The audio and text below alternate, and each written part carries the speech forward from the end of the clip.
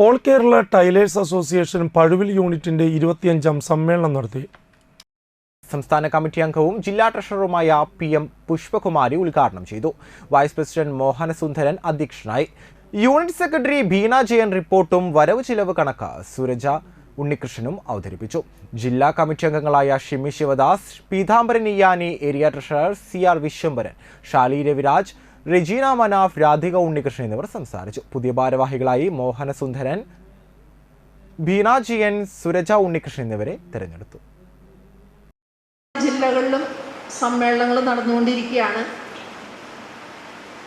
നമ്മുടെ ജില്ലയിലും അതിൻ്റെ പ്രവർത്തനങ്ങൾ നടക്കുകയാണ്. 17,000-ഓളം വരുന്ന യൂണിറ്റ് സമ്മേളനങ്ങൾ നമുക്ക് നടക്കേണ്ടതായിട്ടുണ്ട്.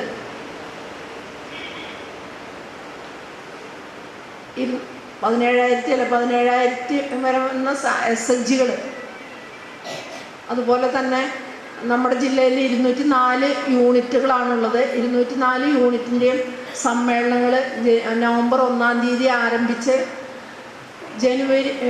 ഡിസംബർ 31-ാം തീയതിക്കുള്ളിൽ അവസാനിക്കത്തക്ക രീതിയിൽ നമുക്കതിനുള്ള ഒരു ചാർട്ട് തന്നെ തയ്യാറാക്കി തന്നിട്ടുണ്ട്.